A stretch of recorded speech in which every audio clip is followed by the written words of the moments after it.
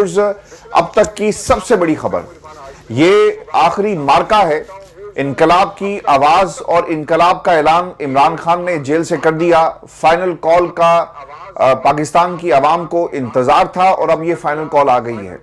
پاکستان تحریک انصاف کس طرح سے خفیہ پلاننگ کر رہی ہے اور کون کون سے لوگ اس خفیہ کمیٹی کے اندر عمران خان نے جن کے نام ظاہر نہیں کیے، ان کو کیا اہداف جو ہیں وہ دیے گئے، اور پھر جیل کے اندر آج عمران خان کی جو گفتگو ہوئی اور پھر انہوں نے پاکستان کی عوام کے نام جو پیغام دیا، اس کی تفصیل میں آپ کے سامنے رکھوں گا، اور پھر حکومت کس قسم کی تیاری کر رہی ہے اس احتجاج کو روکنے کے حوالے سے۔ پورے ملک کے اندر سے لوگوں کو کس طرح اسلام آباد لایا جائے گا، اور فائنل کال میں پاکستان تحریک انصاف نے کتنے مطالبات حکومت سے کی ہیں، اس کی تفصیل آپ کے سامنے رکھیں گے۔ لیکن میں آپ کو سب سے پہلے عمران خان کا پیغام قوم کے نام جو انہوں نے دیا، یہ منون آپ کے سامنے رکھیں گے کیونکہ پاکستان کا میڈیا اسے نہیں چلا رہا۔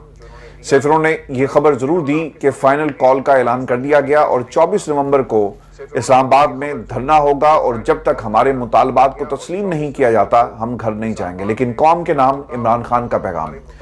خان صاحب یہ کہتے ہیں کہ میرے پاکستانیوں، میں نے جتنا ہو سکا ملک اور قوم کی خاطر ہر قربانی دی، اور انشاءاللہ خون کے آخری قطرے تک آپ کی حقیقی آزادی کے لیے اسی طرح لڑتا رہوں گا۔ لیکن یہ جنگ صرف عمران خان کی نہیں ہے، پوری قوم کی ہے۔ اگر ہم آج اس ظلم و ستم کے خلاف کھڑے نہ ہوئے تو ہماری آئندہ نسلیں ہمیں معاف نہیں کریں گی۔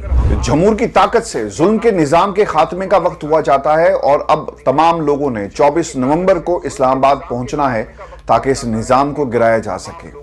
یہ جو خان صاحب بات کر رہے ہیں نا کہ آنے والی نسلیں ہمیں معاف نہیں کریں گی، اس کی ایک ریسنٹ ایگزامپل ہمارے سامنے ہے۔ کل ایک تصویر پوری دنیا نے دیکھی، اور یہ تصویر صدارتی آفس کی تھی بنگلہ دیش کے، جہاں پر شیخ مجیب الرحمان کی تصویر کو ہٹا دیا گیا۔ وہاں پر شیخ مجیب الرحمان کے جو سٹیچوز تھے ان کو گرایا گیا۔ حالانکہ اگر دیکھا جائے he was there father of nation, لیکن انہوں نے جو بنگلہ دیش کے اندر جو ان کی بیٹی پچھلے کئی برسوں سے کرتی رہی ایک غیر اعلانیہ مارشل لا تھا، اسے قبول نہیں کیا۔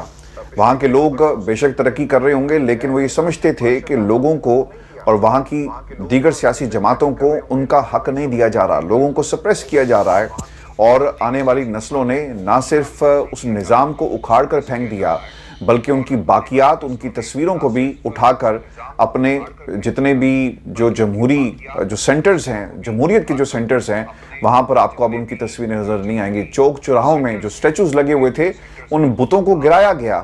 تو جب انقلاب آتا ہے نا تو پھر آنے والی نسلیں اس انقلاب کی طرف دیکھتی ہیں، اور اس انقلاب کا نتیجہ یہی نکلتا ہے۔